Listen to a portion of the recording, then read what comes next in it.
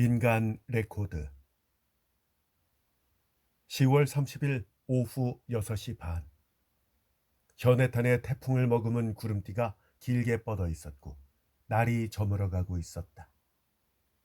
시모노세키 부두에 도착한 7,000톤급의 관부 연락선 라크로마루호 1등실에서 볼품없이 초라한 서양인이 비틀거리면서 나왔다. 일본인보다도 키가 작고 빈약해 보이는 노인이었는데 무슨 병에 걸린 것인지 모르겠지만 몸이 앙상하게 말라 있었다. 수염을 깨끗하게 깎은 얼굴은 젖은 종이처럼 탄력이 없었고 가판 위에서 마치 몽유병 환자처럼 넋을 잃은 멍한 눈동자는 시모노세 기억의 불빛을 비추고 있었다. 색이 바랜 여행복에다가 은빛을 띤 쥐색 펠트 모자를 눈썹 깊이 둘러쓰고 캥거루 가죽으로 된 구두로 발걸음 소리조차 내지 않고 걸음을 옮기는 모습은 마치 유령 같았고 몹시도 연약하게 보였다. 자기 손쯤은 짐꾼에게 맡긴 것 같았다. 말라 비틀어진 하얀 손에는 금장식 머리에 대나무로 된 얇은 지팡이를 쥐고 있었다. 그 외에는 아무것도 들고 있지 않았다. 가판까지 배웅을 나온 연락선 보이들에게 잠시 모자를 벗어 보였는데 하얗게 벗어진 대머리였다. 보이들도 어쩐지 그 모습이 기묘하게 보였을 것이다. 높은 가판 위에서 대여섯 명이 눈동자를 모아 멀어져가는 그의 뒷모습을 배웅했다. 그 서양인도 홀로 뚜벅뚜벅 걸으면서 세관 앞까지 오자 불안함을 느꼈는지 눈부신 전등 아래 서서 주변을 둘러보았다. 그 사이 3등실 쪽에서 모닝코트를 입은 큰 키에 얼굴에 곰보 자국이 있는 조선인처럼 보이는 신사가 내리는 것을 보고는 비로소 안심한 듯이 종종거리며 걷기 시작해서 그의 뒤를 따르기 시작했다. 조선 신사는 그런 것에 아랑곳하지 않고 빠르게 부두를 건너 시모노세키역 개찰구를 나왔다. 그리고 그대로 은밀하게 인파 사이로 숨어 들어가고는 태연한 몸짓으로 뒤를 돌아보았다. 키 작은 서양인이 손수건으로 이마에 땀을 닦으며 8시 30분 발 급행열차 후지호 쪽으로 비틀비틀 걸어가는 것을 지켜보고는 바로 공중전보 취급소로 달려가서 미리 써둔 듯한 전보 한 통을 보냈다. 그 내용은 레코드, 시모노세키 도착, 후지 승차 이런 것이었다. 타전하는 곳은 도쿄 긴자 오와리초의 콘돌 레코드 상회 후르카와 아무개 앞이었다. 조선 신사는 타전을 마치고 자신의 뒤에서 순서를 기다리고 있는 얼굴이 검고 인상이 나쁜 뚱뚱한 중년 신사를 돌아보고 흘낏 노려보았다. 그러나 그 인상이 나쁜 신사는 거들떠보지도 않고 자신의 전보를 창구에 두고 우표를 핥아서 꽝꽝 두들겨 붙이고는 그것을 내밀고 있었다. 그걸 담당자가 받는 것은 거들떠보지도 않고 역을 나와서 역 앞 가까운 곳에 있는 사뇨 호텔로 빠르게 들어갔다. 역 앞의 거리가 훤히 들여다보이는 사뇨 호텔의 호화로운 방에는 훌륭한 비단으로 만든 중국 의상을 입은 눈썹과 수염이 긴 거한이 앉아 있었다. 하얀 피부에 뚱뚱한 모습과 길게 찢어진 눈꺼풀, 위아래로 보나 옆으로 보나 중국인으로밖에 보이지 않았다. 그 앞으로 성큼성큼 다가온 조금 전에 인상 나쁜 신사가 공손히 인사를 하자 그 중국인 같은 거한은 선명하고 다부진 일본어로 이야기를 시작했다. 수고했네, 수고했어. 결과는 어땠는가? 그러자 인상 나쁜 신사는 씁쓸한 웃음과 함께 머리를 숙였다. 가운데가 벗어진 이마에 땀을 닦으며 의자에 앉고는 중국인 같은 거한 쪽으로 가까이 다가가 목소리를 낮추었다. 만주에 들어가자마자 바로 헌병 사령관에게 명령해서 놈을 국경 탈출자로 간주해 매우 심하게 고통을 주었습니다. 하지만 연약해 보이는 노인임에도 불구하고 아무것도 불지 않았습니다. 여권을 가지고 있지 않았나? 네, 가지고 있었습니다만 제가 그 전에 몰래 훔쳐두었죠. 낡은 수법이긴 합니다만 여권은 완벽했고요. 도쿄 모 대사관에 고용인으로 임명받아서 새롭게 부임하는 형태였습니다. 제가 지금 가지고 있습니다만 매수를 해 보았는가? 네, 매수를 해봤는데요. 전혀 응하지 않더라고요. 정말로 아무것도 모르는 것 같았어요. 어쩔 수가 없어서 모 영사관에 소개해서 여권을 다시 받게 했습니다만 이상한 점은 전혀 없었습니다. 네, 그럴 줄 알았어. 이 보통 놈이라면 자네 수법에 걸리지 않을 수가 없었을 테니까. 근데 말이죠. 정말로 아무것도 모르는 것 같았어요. 단지 타자를 잘 치고 일본 글자에 정통한 서양 노인으로밖에 보이지 않았습니다. 어쩔 수 없이 모 영사의 허락을 받고 이쪽에 오게 했습니다만 근데 아무리 생각해 봐도 수상한 느낌이 들어서 일단 시모노세키로 놈의 사진을 보내고 여기까지 뒤를 밟았습니다. 자네 생각이 맞을 거야. 놈은 밀사임이 틀림없다고 생각하네. 요즘 유럽이 긴장 상태잖아. 러시아와 독일 국경이 심각한 위기 상황이야. 러시아는 만몽 신장 방면에만 힘을 쏟을 수 없게 되었지. 그래서 동아의 무력 공작을 멈추고 공산주의 선전 공작으로 방향을 전환한 것이 틀림없어. 이 러시아가 제일 두려워하는 것은 일본의 무력도 아니고 과학 문화의 힘도 아니야. 일본 민족의 끈기 있는 성격이야. 놈들을 공산주의자로 만들어버리면 동양의 여러 나라는 전부 러시아의 것이 될 것이라고 그들은 확신하고 있어. 그렇군요. 그 공산주의 선전 공작에 대한 중대한 메시지를 이 그놈이 어딘가에 숨겨들고 온 것이 틀림없어. 그 혼수 상태로 만들어 놓고 가방뿐만 아니라 놈의 여행복 소울기부터 뭐 벨트 모자, 캥거루 구두 밑창까지 꼼꼼하게 조사를 했거든요. 근데 수상한 것은 전혀 발견하지 못했습니다.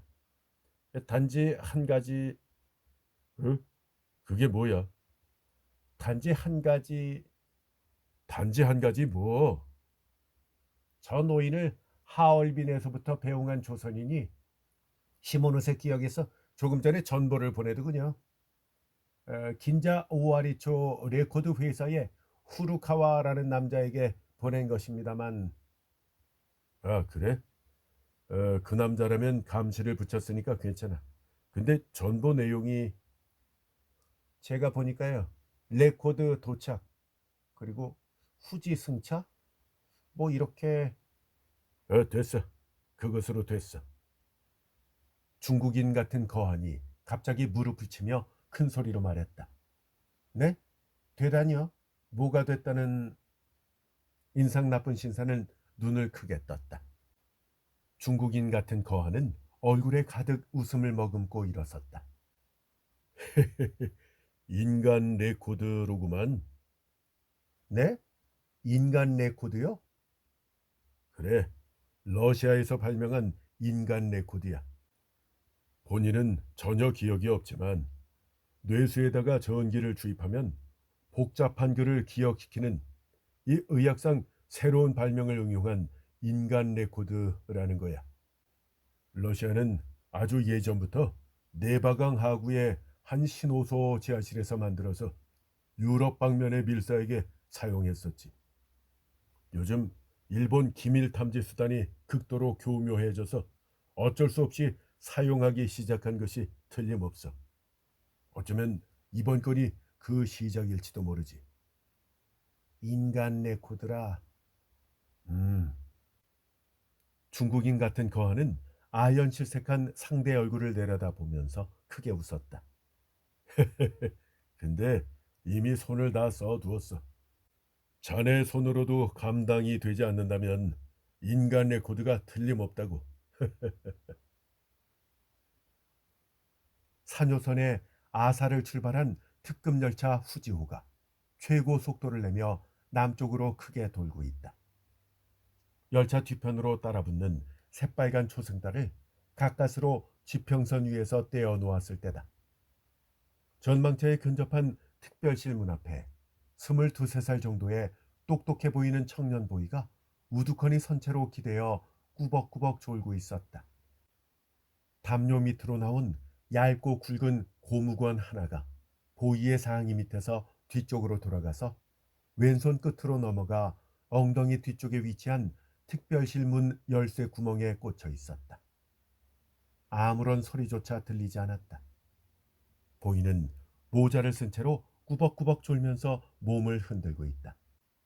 그곳으로 물병과 컵을 올린 쟁반을 든 18~19된 아름다운 소년 보이가 발끝으로 달리며 지나가고 있었다. 그런데 청년 보이 앞으로 오자 갑자기 멈춰서 몸을 일으키며 귀 쪽으로 입을 바짝 떼었다. 가지고 왔습니다. 그러자 청년 보이는 눈을 창백하게 뜨고 싸늘하게 웃었다. 아무 말 없이 담요와 검은 털실로 감싼 가스 발생기 같은 것과 고무관을 정리해서 담요 속으로 둥글게 말아놓고는 동생 뻘되는 보이에게 전달했다. 그러고는 차장용 여벌의 열쇠와 드라이버를 사용해서 신속하게 문의 걸쇠와 자물쇠를 열었다. 손수건으로 코를 가리면서 두 사람은 실내로 들어가서 문을 단단히 걸어 잠갔다. 재빠르게 창문을 열자 차가운 밤 공기와 함께 갑자기 커진 열차의 굉음이 실내로 가득 찼다. 실내의 검붉은 전등에 비친 침대에는 조금 전 외소한 체구의 마른 백인 노인이 시트를 걷어차고 드르렁 드르렁 코를 골고 있었다. 청년 보이가 뒤를 돌아 소년 보이를 바라보았다. 열차 안에 일행은 없었지? 소년 보이가 간단하게 고개를 끄덕였다. 청년 보이가 다시금 싸늘한 미소를 띄었다. 여기까지 왔다면 도쿄까지는 일직선이니까 인간 레코드라고 생각하고 안심해. 네? 인간 레코드요? 소년 보이는 놀란 듯이 눈을 동그랗게 떴다. 청년 보이의 으름장에 얼어붙은 얼굴을 들고 입술을 부들부들 떨었다. 그래, 이 노인이 인간 레코드야. 지나치게 자주 인간 레코드로 사용돼서 이렇게 마르고 쇠약해졌지. 인간 레코드. 소년 보이는 마치 살아있는 유령이라도 본 것처럼 노인의 잠든 모습을 내려다보았다. 지금부터 잘 봐도 이 레코드를 회전시켜 보일 테니까. 이렇게 말하고는 청년 보이의 손이 민첩하게 움직이기 시작했다. 노인의 가슴을 풀어헤쳤다. 그리고 익숙한 손놀림으로 갈비뼈가 늘어선 가슴 위로 여러 통의 주사를 놓았다. 무색 투명한 액체 2통, 다갈색 액체 1통. 그대로 창문을 닫고 문 밖으로 나가서 모자를 고쳐 쓰고 소년 보이가 들고 있던 물병과 컵을 올린 쟁반을 이어받고서는 성큼성큼 전망차 쪽으로 걸어갔다. 저편 등나무 의자 쿠션에 묻혀있는 화려하게 차려입은 백인의 노부인 앞으로 다가갔다. 네, 오래 기다리셨습니다. 고마워요. 입술연지와 볼연지가 밉살스러운 노부인이 청년 보이의 손에 금화 몇 개를 올려주자 그는 모자를 벗고 무기력하게 고개를 숙였다. 어머나, 아름다워라. 저 달 좀 봐요. 노부인이 손가락으로 가리킨 쪽을 보니까 다시 한번 굽이진 열차의 뒷부분으로 황달색을 띤 보기 흉한 거대한 초승달이 내려앉고 있었다. 청년 보이는 환하게 웃으며 고개를 끄덕였다. 한 번 더 모자를 벗고 전망차에서 나갔다. 1등실의 보이실에서는 소년 보이가 산처럼 쌓인 승객의 짐을 정리하고 있었다. 트렁크, 손가방, 거북이 전병, 바나나 바구니, 보자기 꾸러미. 그 아래에서 나온 검표가 붙어있지 않은 즈크로 만든 가방 속에서 수화기를 꺼내 귀에 댔다. 그곳으로 돌아온 청년 보이가 몸으로 입구를 막으면서 웃었다. 아유, 이런 멍청이. 들키면 어쩌려고. 그러자 소년 보이는 얼굴을 붉혔다. 당황하며 수화기를 그 가방 속으로 집어넣었지만 눈은 호기심으로 빛나고 있었다. 무슨 소리가 들렸어? 네, 노인의 코 고는 소리가 들렸어요. 코를 고는 상태가 조금은 변한 듯해요. 저 코드 연결은 잘 되어 있겠지? 네, 완벽해요. 저 꼬마 전등의 마이크로폰도 이 방으로 연결된 인견 코드도 모두 저의 새 발명품이에요. 그리고 새 것이고 다 좋은 겁니다. 그래, 이번에 잘 되면 아마 듬뿍 받을 수 있을 거야. 저는 훈장을 받고 싶은데요. 이번에 받으면 좋긴 좋겠네. 이런 벌써 10분이나 흘러버렸네. 그럼 다시 한번 주사를 놓고 올 테니까 조금만 기다려. 저 녹음기는 괜찮은 거지? 네, 제일 크게 10kHz로 해두었어요. 근데 조금 걱정되는 건요. 구두 안쪽에 소음 장치뿐이에요. 그럼 담요라도 덮어도 아까대로 짐을 쌓아두고. 저 근데 들으면 안 되는 건가요? 인간 레코드 내용이요. 어쩔 수 없군. 자, 이쪽으로 와. 근데 벌써 오고오리에 도착했어요. 상관없어. 5분간 정차 정도는. 두 사람은 그대로 조금 전에 특별실로 다시 들어갔다. 안쪽에서 확실히 문을 걸어 잠그자 청년 보이가 주머니에서 주사기를 꺼내 무색 투명한 액체를 한 병을 소독도 하지 않고 침대 위 노인 팔에 놓았다. 노인은 이미 완전히 죽은 사람처럼 되었다. 전신이 늘어지고 반쯤 뜬 눈꺼풀 안으로 보이는 푸른 눈동자가 유리처럼 빛나고 있었다. 홀쭉하게 들어간 양볼 사이로 떡 벌어진 입술과 그곳에서 삐져나온 틀니가 바짝 말라서 마치 미라처럼 오싹한 기분이 들게 했다. 그로부터 소년 보이는 머리맡에 있는 꼬마 전구의 전구를 빼내고 그 대신에 하얀 육각형 각설탕처럼 생긴 작은 마이크로폰을 비틀어 집어넣었다. 두 사람은 그대로 깜깜해진 방 안 의자에 앉아서 귀를 기울였다. 열차 속도가 점점 느려지고 푸르고 노란 색색의 네온 사인이 유리창을 통해 들어왔다. 이윽고 창문 밖으로 커다란 소리가 들렸다. 오고리 역입니다. 오고리. 청년 보이가 꼼짝하지 않고 바로 옆 소년 보이에게 속삭였다. 지금 저 오고리 도착했다는 소리도 녹음기 필름이 반응을 했을까?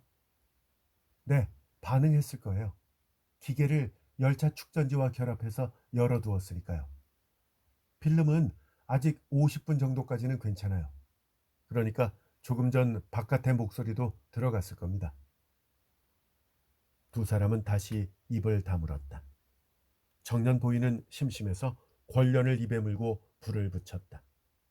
소년 보이가 어둠 속에서 손을 내밀었다. 저도 한 대 주세요. 이런 멍청이. 저 녹음 필름이 반응하잖아. 괜찮으니까 주세요. 근데 너도 가지고 있잖아?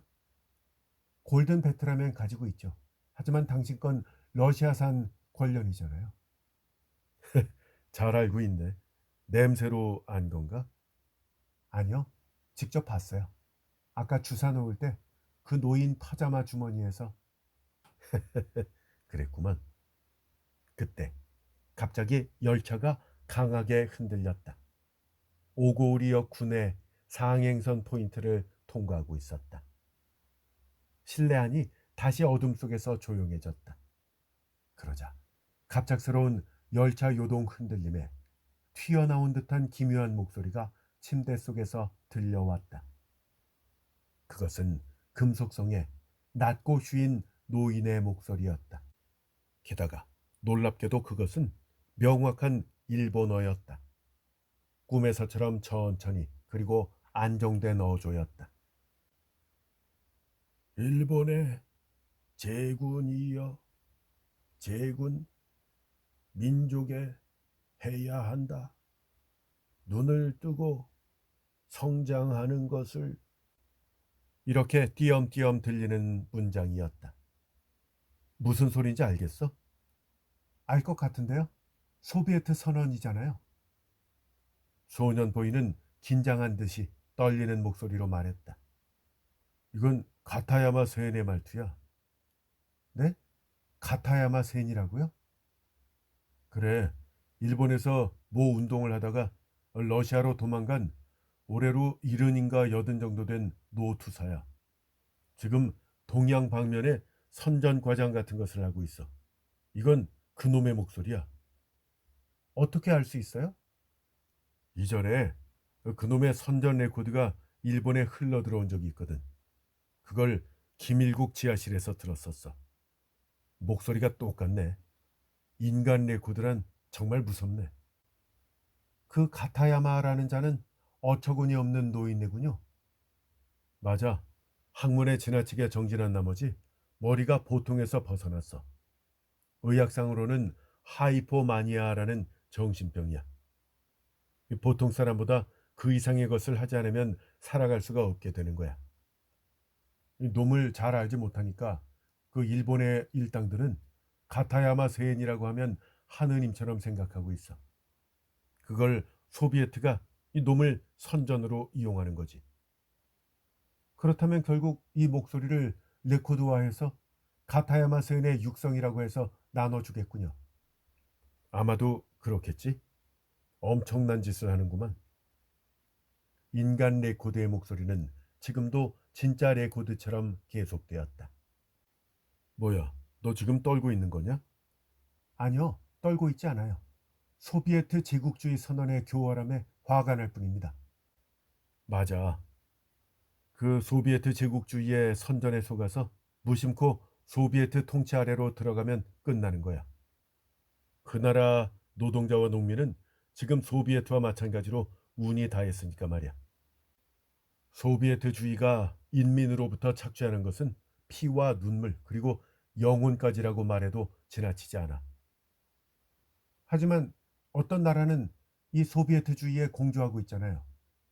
그래, 심상치 않은 공조 방법이야. 엄청난 기세로 신장 방면으로 확장을 하고 있어. 그렇지만 이 중국인이 생각하는 공산주의는 진정한 소비에트주의와는 조금 달라. 아, 그렇군요. 어라? 인간의 구두가 입을 다물었네. 이제 끝난 게 아닐까? 글쎄요. 어떨지 모르겠네요. 필름은 미타지리까지는 괜찮아요. 시간이 흘러 장면이 바뀌었다. 바깥에서 호외 소리가 들렸다. 호외입니다. 호외. 도토일보 호외. 외무당국의 중대 성명 발표. 소비에트 정부에 대한 중대한 항의 내용. 외교 단절의 제1공작. 호외입니다. 호외. 매국노 후쿠가와 아무개 체포. 소비에트 연락책 체포. 호외요 호외. 응접실 의자에 앉아서 직원에게 이 두 장의 호외를 받은 도쿄 주재 모 대사는 갑자기 얼굴빛이 변했다. 모닝코트를 입은 거대한 체구를 서서히 일으켰다. 그러고는 눈앞 안락 의자에 여행복을 입은 채 단정히 앉아있는 쇠약해 보이는 대머리 노인의 눈앞에 호외를 들이밀었다. 노인은 이것을 받아들고 안경을 썼다. 눈을 끔벅거리면서 의자에 쭈그러들어 호외를 읽었다. 그리고 어리둥절해서 거대한 체구의 대사 얼굴을 올려다 보았다. 그 얼굴을 내려다본 모 대사는 순식간에 귀신 같은 얼굴로 변했다. 갑자기 그 노인에게 권총을 들이밀고 위압적인 모스크바 말로 뚜렷하게 말했다. 어딘가에서 발설을 했구만. 메시지 내용을 말이야. 노인은 의자에서 뛰어올랐다. 권총을 든 대사 팔을 잡고 양손으로 매달리며 소리쳤다. 아이고, 이건 말도 안 됩니다. 이 저는 인간 레코드예요. 인간 레코드. 어떻게 그 메시지 내용을 제가 알고 있겠습니까? 입 다물어라. 알고 있었던 것이 틀림없어. 그것을 모르는 척하고 일본에다 판 것이 틀림없어. 한 명 남은 일본인 연락책 이름과 함께 말이야. 갑자기 노인이 뛰쳐나가서 문 쪽으로 달아났다. 하지만 그의 양손은 문고리를 잡기도 전에 높게 위로 올라갔다. 가까스로 두세 번 회전하고는 바닥에 쓰러졌다. 문에는 화약에 그을린 붉은 피의 흔적만 남아 있었다. 문 저편에서 대사 부인이 문을 열고 얼굴을 반쯤 내밀었다.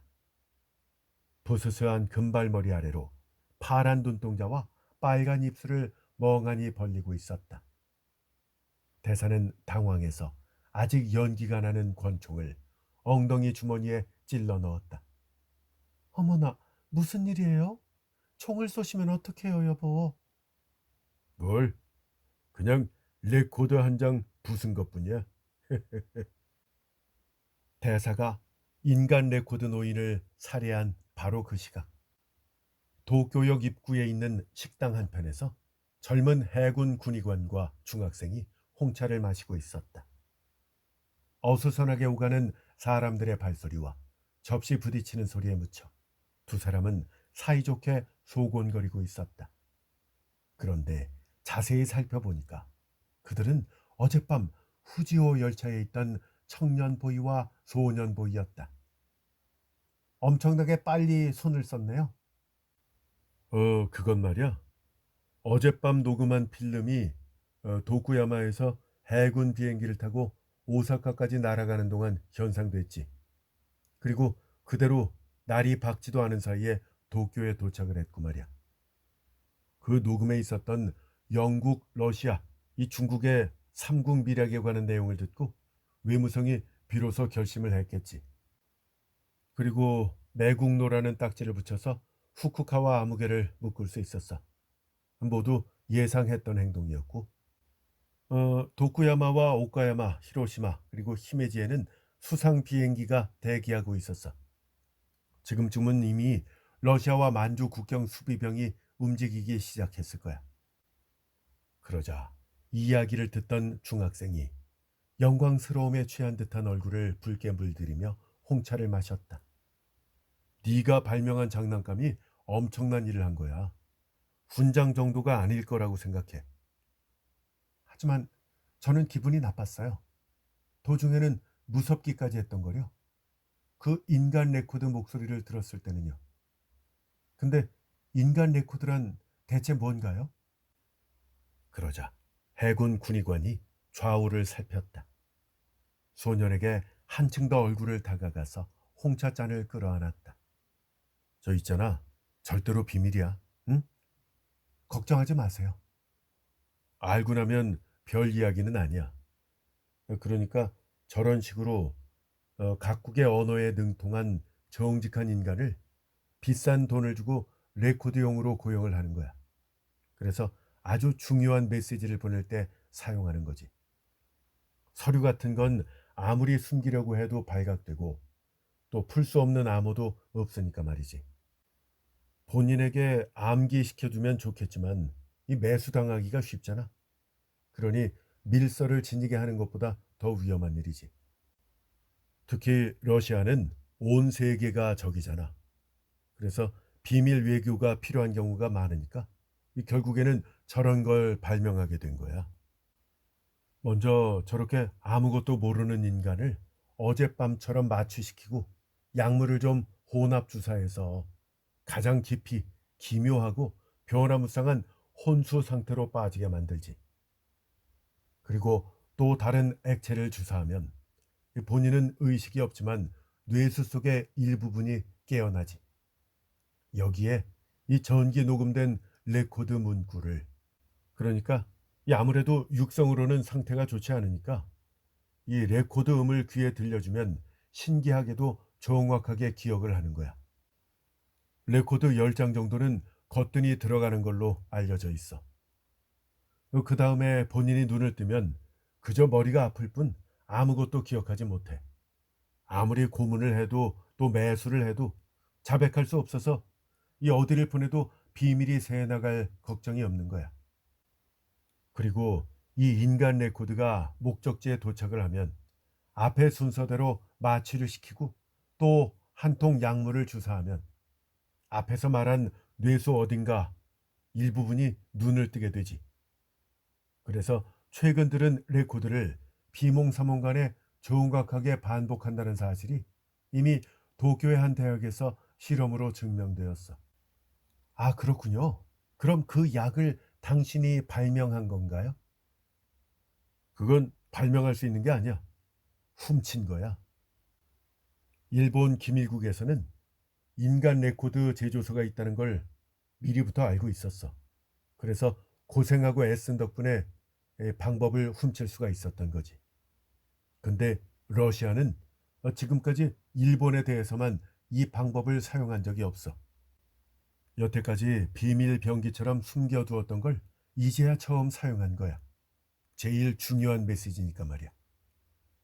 어째서 비밀 병기처럼 숨겨두었던 것일까요? 일본 의학이 세계 제일이니까 두려웠을 거야. 게다가 인간 레코드에 자주 사용된 놈은 사용하면 할수록 주사 효과가 좋아져서 레코드 작용이 정확해지는 반면에 이 약에 중독된 나머지 안색이 이상하게 변하고 몸이 마르게 되거든. 눈여겨보면 금방 보통 사람과 구별을 할 수가 있어. 아, 그러면 결국엔 저 노인처럼 되는 거군요. 맞아. 그렇게 되는 거야. 그러자 중학생은 다시 한번 얼굴이 붉어졌다. 그렇지만 그 왜소한 노인도 참 딱하네요. 딱한 정도가 아니야. 오늘 신문을 보니까 모 대사에게 살해당하지 않을까 해 배신자로 의심을 사서 말이야. 네? 살해된다고요? 그 노인은 자신은 아무것도 모르잖아요. 그렇지. 근데 그놈들은 피도 눈물도 없으니까 말이야. 정치 외교상의 문제로 조금이라도 의심사는 놈은 모조리 죽이는 것이 놈들의 방침이야. 참 잔혹하네요. 맞아. 그놈들은 아마도 레코드 한 장 부서진 걸로밖에 생각하지 않을 거야.